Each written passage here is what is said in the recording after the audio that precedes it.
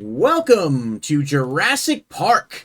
This new saga is one of 20 new cards from the Jurassic Park subset within Lost Caverns of Ixalan and is an enchantment saga that costs 1 green with the following lore phases. For the first one, each opponent up to 1 target non-creature artifact they control becomes a 0/4 wall artifact creature with Defender for as long as you control this saga. The second one says create a 3/3 green dinosaur creature token with Trample. It gains haste until end of turn.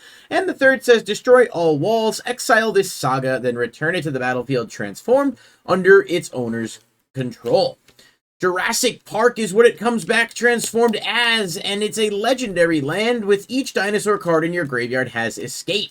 The escape cost is equal to that card's mana cost plus exile 3 other cards from your graveyard. You may cast cards from your graveyard for their escape cost. You can tap to add 1 green for each dinosaur you control. Not only is it removal for green that's pretty few and far between, but it also does a lot for a little while giving you a pseudo Gaia's Cradle-ish type card for relatively low investment. The opponent's going to want to get rid of this, and Jurassic Park is definitely going to be a dangerous card. But that's only one of 20, and there's a whole lot of things to see in today's video, so let's jump into it.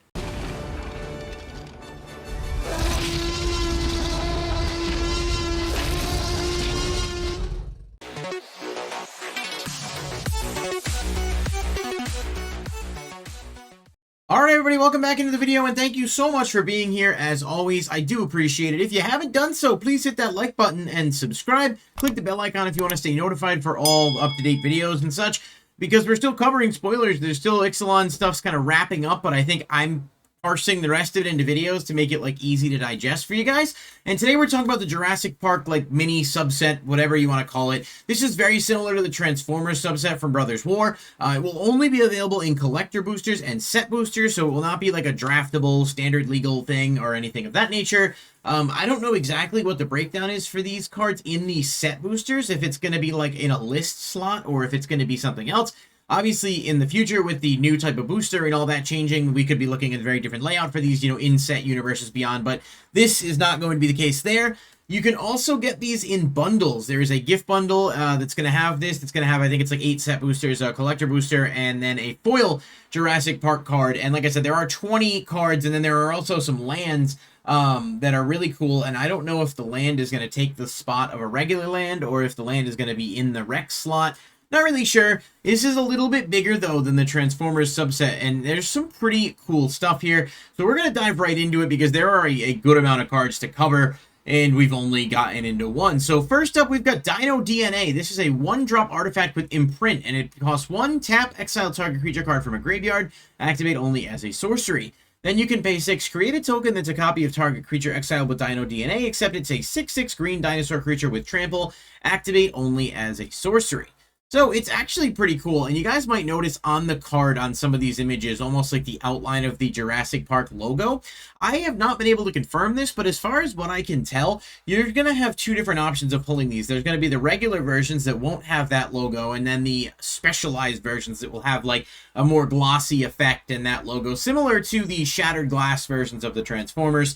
For the purpose of the video, I just went with the best quality images I could find, so there's not really much to deduce from some having it and some not, but I'm pretty sure everything in the set will be available in that, and I'm assuming that is going to be locked behind collector boosters. So if you're curious why some of them look different, that is the reason, but everything will have that. Now, this card is actually pretty darn good. For a 1-drop that can also use stability for 1, you can, realistically speaking, have this going early on in a game, and it does take a bit to build up to getting creatures exiled that you can utilize to make tokens of, but it's also not a hard once per turn. So if you're playing green and you have a ton of extra mana, you can technically make multiple copies of the token.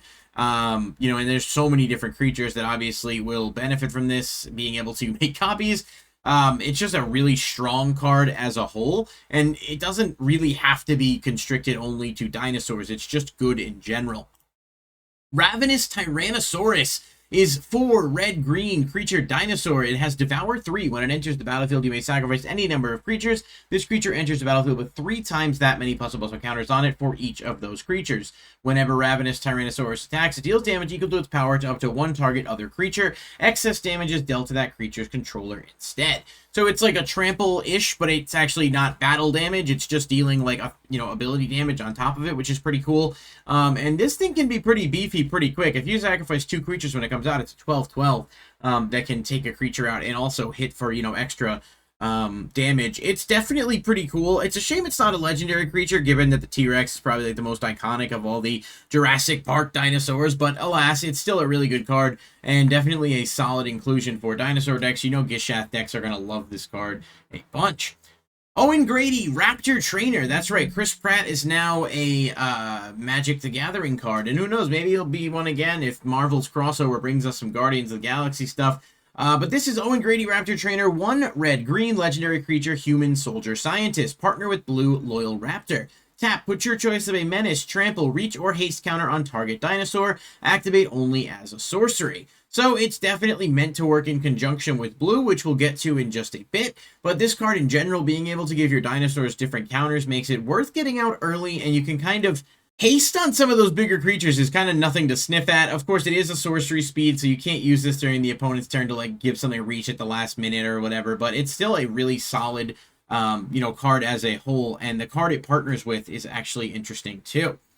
Indoraptor, the perfect hybrid, is 1 and then black or green and red legendary creature dinosaur mutant with Bloodthirst X. It enters the battlefield with X +1/+1 counters on it, where X is the damage dealt to your opponents this turn. Menace, and then it has Enrage. Whenever it is dealt damage, choose an opponent at random, deal damage equal to its power to that player unless they sacrifice a non-token creature. So if you play this after combat where you've dealt a bunch of damage, and we know dinosaurs can inflict a crazy amount of damage, and it's also to opponents plural, meaning the total amount of damage this thing's going to come out, it's going to be massive. And, your opponent's definitely not going to want to hit it because it could very well deal damage to them that could get pretty strong pretty quick, or force them to sacrifice a token. But I mean, this card is really, really powerful in a lot of ways, but it's low cost and easy to use, and I think this is definitely a massive upgrade for dinosaur decks without a doubt.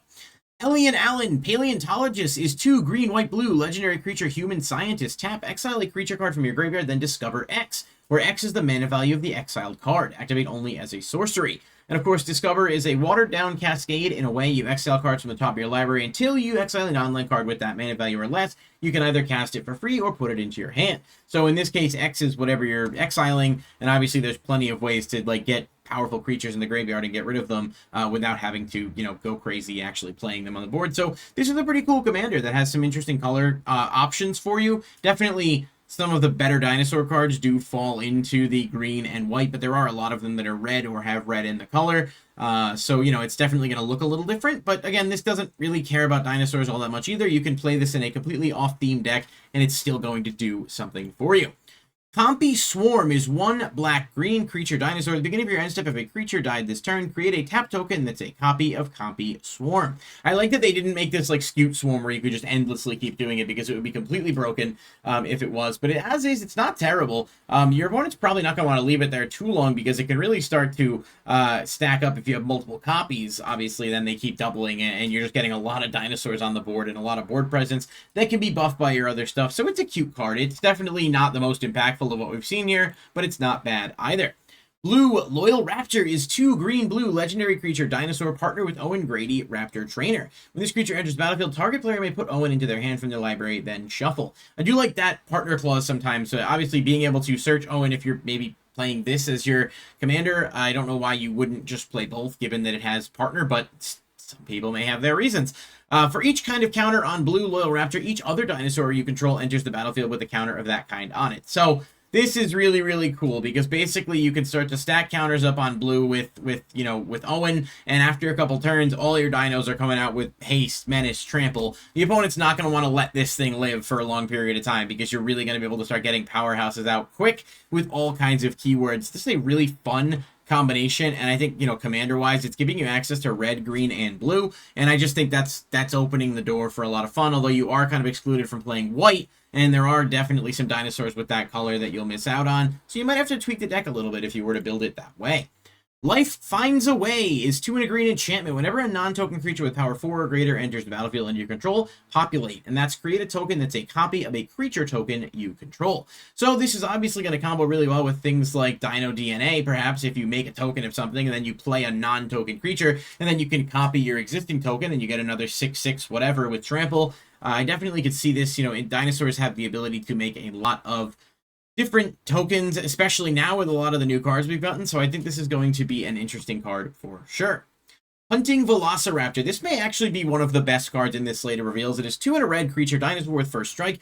Dinosaurs you cast have Prowl 2 red. You may cast a spell for its Prowl cost if you dealt combat damage to a player this turn with a creature of any of its creature types. This is unbelievably good, because basically as long as you can deal combat damage with a dinosaur, you can play all your dinosaurs for free. Not for free, but for 3 mana. I mean, it might as well be free. You can play Gishath from the command zone for 2 and a red.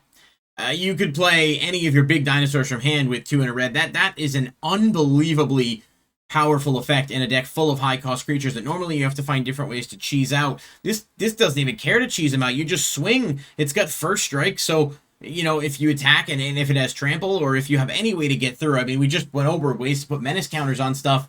You just have to deal damage, with a dinosaur. It doesn't even matter if this creature deals it or something else deals it, which just makes it an unbelievably good utility card. I'm pretty confident in saying I think this is the best card out of the 20 here for dinosaurs as a whole, and it is a really, really strong card. Don't Move! I love the artwork here. This is a really cool one. 3 white sorcery. Destroy all tapped creatures until your next turn. Whenever a creature becomes tapped, destroy it. Another really, really good card. It's not as good as Wrath of God. Of course, it does have that 1 extra mana cost, because if it didn't, I mean, this would be competing with that for just some serious consideration in certain decks. But I mean, not only are you able to get rid of all tap creatures, your opponent swings out at you, you have this, you just pop all their stuff, and then next turn, if they want to attack again with anything else, those creatures that are becoming tapped are going to be destroyed. So it's kind of like a failsafe in a way, but it's also just a good board wipe that you can easily play around if you don't have any of your stuff tapped, or if you play stuff heavy with Vigilance. There's a lot to like about the card overall. Ian Malcolm, Chaotician? I don't know. I don't know how to pronounce it. People are going to meme that probably. I'm just going to call him Ian. He's 1 blue-red legendary creature human scientist. Whenever a player draws their second card each turn, that player exiles the top card of their library. During each player's turn, that player may cast a spell from among the cards they don't own, exiled with Ian Malcolm, and mana of any type can be spent to cast it. It's kind of cute because it does allow you to cast your opponent's cards playing, basically any of the colors that you're playing. I just don't think it's that great. I mean, it's okay. I don't know. It's definitely, the artwork is cool. It's cool to see Jeff Goldblum on a card. I know people are going to be happy about that. Missed opportunity not to do the, the pose, the iconic pose, but still, this is a neat card. It's kind of underwhelming to me, though, as much as I do appreciate Jeff Goldblum. Not a huge fan of the card itself. Indominous Rex Alpha. This is a beautiful card from an art style, and just with the glam shot of this special foiling, you can see how cool this is probably going to look. It is 1 and then 2 either blue or black, so Dimir, and then 2 green. It is a legendary creature, dinosaur mutant. As it enters the battlefield, discard any number of creature cards. It enters with a flying counter on it if a card discarded this way has flying, etc., etc. So essentially, you can discard something like Zakama, Primal Calamity, to give this thing a bunch of different keywords just on its own, and then when it enters battlefield, you draw a card for each counter on it. So if you have a couple of dinos with some keywords that are just kind of dip them away, this thing comes out with counters, and you get to recoup those lost things. And we've just seen that there are plenty of ways to duplicate those cards. So it's a whole smorgasbord of good, powerful effects. This is a really strong card, and it does give you a lot of different, again, not dinosaur specific, so you can certainly play this in other things without having to worry about those color combinations clashing. Grim Giganotosaurus? I don't know. 5 black-green creature dinosaur. It is 10 black-green monstrosity 10. This ability costs 1 less to activate for each creature with power 4 or greater your opponent's control. Monstrosity says if this creature isn't monstrous, put 10 +1/+1 counters on it and it becomes monstrous. So your opponent has a good amount of power, powerful creatures. You can reduce the cost of this and then make it a 20/20. When it does monstrosity, I don't know how you'd want to say that. You destroy all artifacts and creatures other than itself. This is a really powerful card. It's just really hard to pull that cost off, unless your opponents just have a bunch of stuff. Later in games, I could see where maybe it's stronger, but it's definitely a cool card, if nothing else. Spitting Dilphosaurus. My brain went in a different direction there for that guy for a moment. 2 and a black creature dinosaur. Whenever it enters the battlefield or attacks, put a -1/-1 counter up to 1 target creature. Creatures your opponent controls -1/-1 counters on them can't block. Obviously, a really, really strong card. Again, being able to open the way for your dinosaurs to kind of swing without your opponents being able to block. And -1/-1 counters are one of the best ways to get around stuff without destruction. Just overall flavor win. Really cool card. And there's not too many like black dinosaurs that are just black. So this is an interesting color card, to look at for perhaps other things as well, because you could technically play this in other things that can manipulate counters, and you can do some funny, if not trolly stuff with it. Savage Order is 2 green. It's a sorcery. As an additional cost to cast this spell, sacrifice a creature with power 4 or greater. Search your library for a dinosaur creature card, put it onto the battlefield, then shuffle. It gains indestructible until your next turn. This is really good. It's like a Green Sun Zenith that just doesn't really care what X is, and in most cases, that's going to end up being better. Even if you do have to sacrifice a creature, you can bring out literally anything, and dinosaurs have a wide assortment of things to choose from. So overall, just a really cool card, and this is obviously going to be included in most dinosaur decks, I think. Cresting Mosasaurus, 6 blue creature dinosaur with Emerge. You may cast it by sacrificing a creature and paying the Emerge cost reduced by that creature's mana value. So if you sacrifice a creature that's 5, it only costs 1 and a blue to play, so on and so forth. When it enters the battlefield, if you cast it, return each non-dinosaur creature to its owner's hand. This, again, very, very strong. It can't activate off like Gishath or something, thank God, because that'd be just completely busted. But it's a cool card, and it's got some badass artwork, and just overall, solid inclusion, solid option to have access to. Henry Wu, InGen Geneticist, black, green, blue, legendary creature, human scientist. Henry Wu and other human creatures you control have Exploit. Of course, Exploit says when a creature with Exploit enters the battlefield, you may sacrifice a creature. Whenever a creature you control exploits a non-human creature, draw a card. If the exploited creature had power 3 or greater, also create a treasure token. Kind of cool. I think there's definitely ways to make that work. It's not the most exciting card in the world, but it's got things going for it.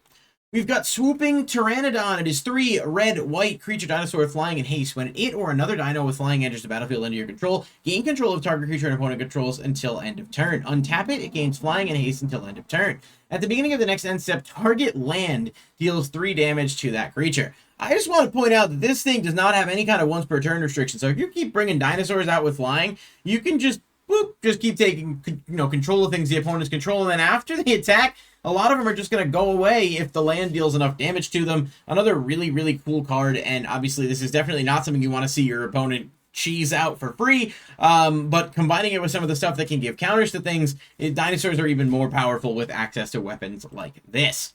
And finally, Permission Denied. This is a blue and a white instant counter target non-creature spell. Your opponent can't cast non-creature spells this turn. Because if there was anything Azorius needed, it was another counter spell that could also stop the opponent from doing things. Absolutely a really strong card. I don't even know if this is like this isn't dinosaur specific, but it's not even dinosaur strength. I think it's going to see play in other things a lot more, but it's a good card, and obviously, worth mentioning here as a whole. So, my voice is gone after that. I kind of did that whole thing in one take. Let me know what you guys think of these cards. I know a lot of people are like, no, Universes Beyond, whatever, but like this is thematically inclusive with Ixalan, and it's a subset, so I have no problem with it at all. These are really cool cards. Curious what you guys think in the comments down below. I'll catch you in the next video. Peace.